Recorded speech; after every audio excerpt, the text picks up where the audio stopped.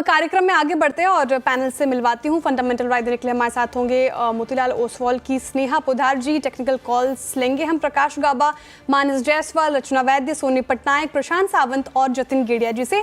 2:15 पर समझेंगे रिलायंस और आईडीएफसी फर्स्ट में क्यों है जोरदार तेजी।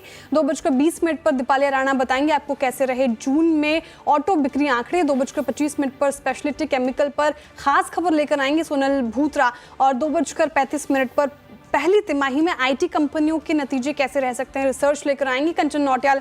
2:45 पर भारत और यूएस ट्रेड डील पर बड़ी खबर लेकर आएंगे लक्ष्मण रॉय। 2:50 पर बिग मार्केट वॉइस में हमारे साथ होंगे मार्केट एक्सपर्ट मेहरबून ईरानी जी। 3:10 पर अनुजी से लेंगे कल के लिए स्ट्रैटेजी। 3:15 पर लेंगे बीटीएसटी एसटीबीटी कॉल्स।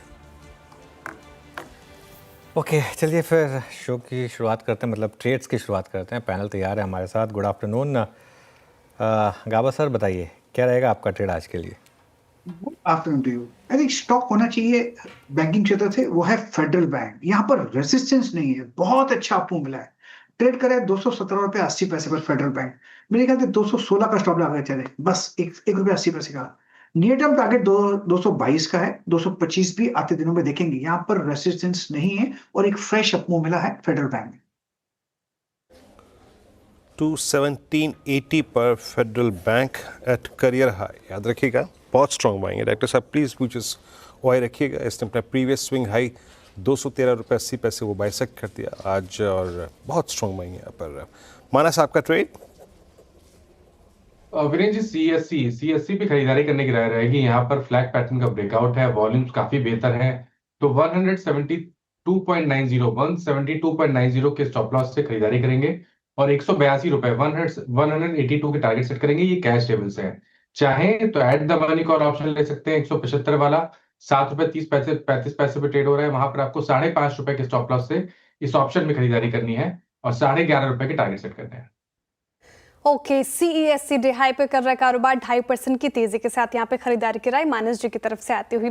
रचना जी, वेरी गुड आफ्टरनून। आप बताइए आप क्या पिक कर रही हैं?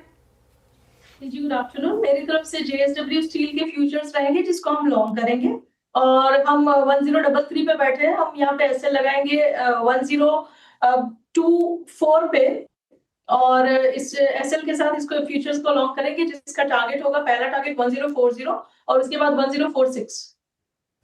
ओके, चलिए ये हो गई रचना जी की trade. Soni ji, good afternoon. Soni ji, आपकी ट्रेड?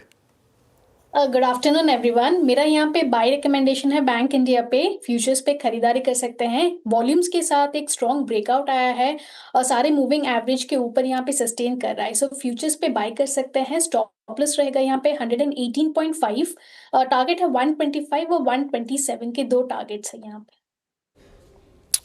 ओके, तो यहाँ पे Bank of India, meanwhile Nifty bank about 57,500 अगर आप देखिए एक इंपॉर्टेंट स्ट्राइक थी तो उसके ऊपर आके ट्रेड करता हुआ, तो बैंक से एक स्ट्रॉन्ग माइलेज क्रिएट करते हुए निफ्टी अब ऑलमोस्ट 10.55 के बाद के अब तक के सबसे हाईएस्ट क्लस्टर पे आके ट्रेड कर रहा है। और ये थ्रस्ट निफ्टी के लिए रिलायंस जनरेट करता हुआ। रिलायंस रखिएगा इंट्राडे में एक बार प्लीज स्क्रीन पे। Jatin, good afternoon. आपका ट्रेड इस वक्त का? Good afternoon everyone. तो हमारा जो ट्रेड होगा वो वेदांता में लॉन्ग करने का होगा।